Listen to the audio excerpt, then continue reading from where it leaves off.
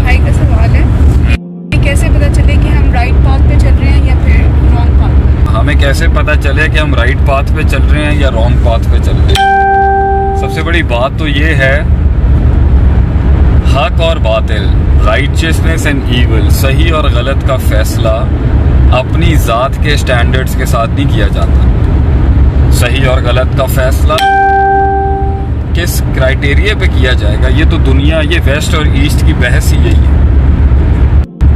मैं बेहैसियत मुसलमान ये समझता हूँ कि ज़िंदगी में सही और गलत का फैसला कुरान और हदीस देख के किया जाएगा, और दुनिया के जो प्रैक्टिकल फील्ड में चलने वाले असातिज़ा हैं ना, और जो कुछ बनाने वाले लोग हैं, उनसे पूछ के किया जाएगा कि भाईजान मैं सही रास्ते पर हूँ या नहीं। लेकिन और एक टाइम पर अपने आप से पूछ के होता है कि अपने आप से पूछना पड़ता है कि क्या मैं ठीक हूँ या नहीं। लेकिन वहाँ तक पहुँचने के लिए नफ्सियात को नफ्स अम्मारा से नफ्स मुतमइन्ना बनना पड़ता है।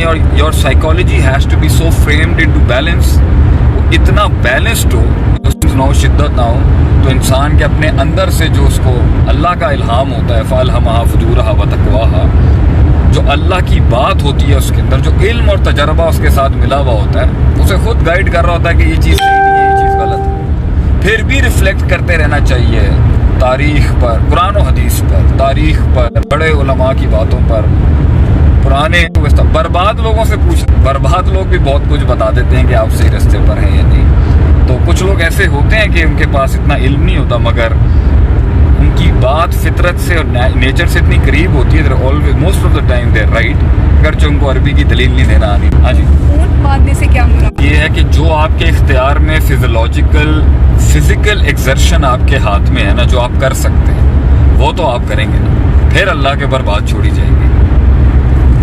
एग्ज़ाम है, आप अपने लिहाज से जितनी तैयारी कर सकते हैं वो तो आप 100% दें ना, फिर अल्लाह पर छोड़ दें। अब इसमें फिर एग्जिबिट्स खुल जाएंगे, 1 या 6 महीने से तैयारी कर रहा है, 1 या 6 दिन में, 1 या 6 घंटे में।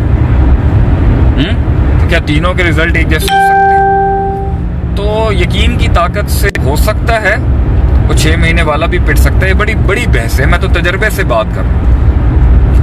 हो सकता है वो 6 महीने वाले ने रोज़ मेहनत की हो, मगर उसका अल्लाह पर तवक्कुल ही नहीं था। हम इस बात को कहते हैं कि तवक्कुल से मोज़े हो जाते हैं, हम इसके कायल हैं, मैं इसका कायल हूँ। लेकिन फिर तवक्कुल का इम्तिहान अल्लाह फिर उस लेवल का लेता है। लेकिन ऊँट बांधने के अंदर अल्लाह कहता है कि असबाब अपना, रिसोर्सेज अपना, और तवक्कुल भी कर, बैलेंस अप्रोच है। स्ट्रेस लेवल्स भी कम होंगे, फियर भी कम होगा, मामलात भी रहेंगे, एंग्जाइटी भी कम होगी। मगर अगर प्योर तवक्कुल के ऊपर जाना है, that is going for pure तवक्कुल, प्योर सुपर नेचुरल अगर आपने जाना है, तो उसके अंदर फिर अल्लाह कहाँ तक, मतलब मूसा अलैहिस्सलाम जो थे वो जब बनी इसराइल को लेके निकले तो आगे समंदर आ गया, पीछे फिरौन, आगे समंदर। तो फिर ऐसे इम्तिहान होते हैं। तो कौम तो डामाडोल हो गई थी वहाँ पर यहूदियों की, बनी इसराइल जो थे, लेकिन मूसा अलैहिस्सलाम नहीं घबराए थे। अल्लाह ताला मुझे इन करीब हिदायत देगा, रास्ता दिखाएगा मुझे। वो लाठी मारी, उसमें से 12 मुँह खुल गए।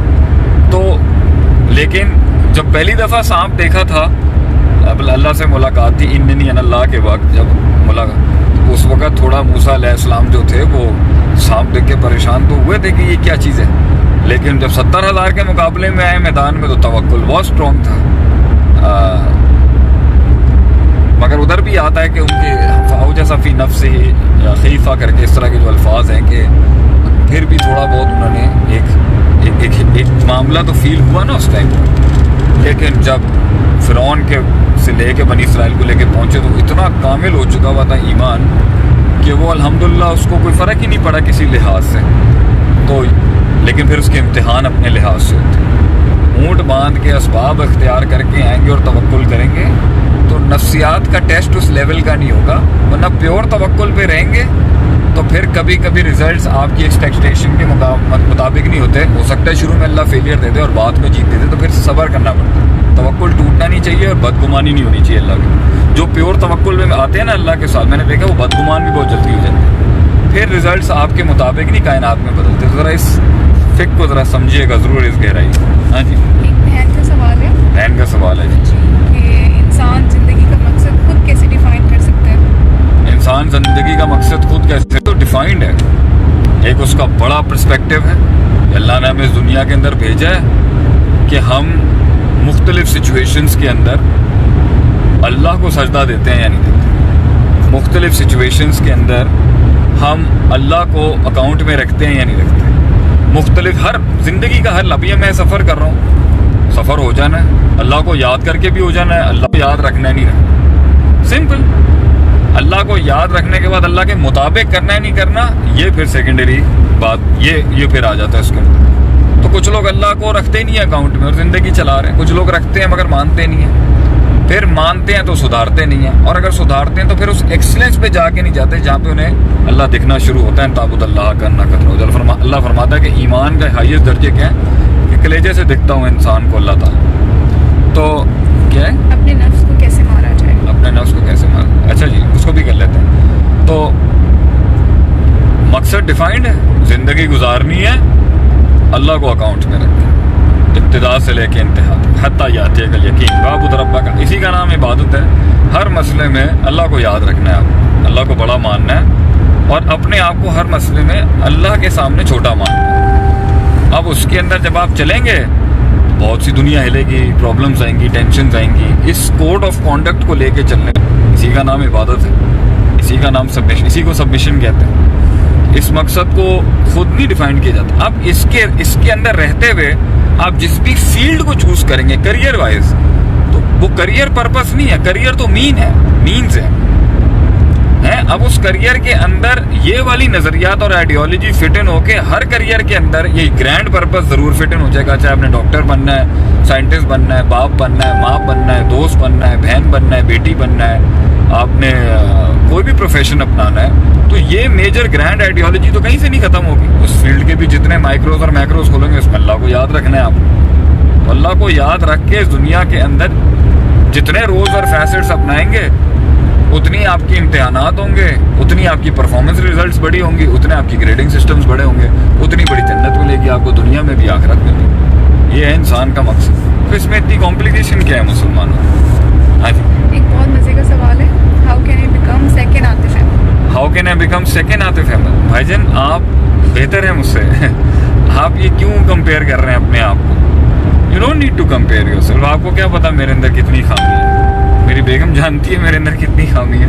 شی نوز ویری ویل. تو you need to be yourself, not me. You don't need to be Atif, Sheikh Atif. You need to be you.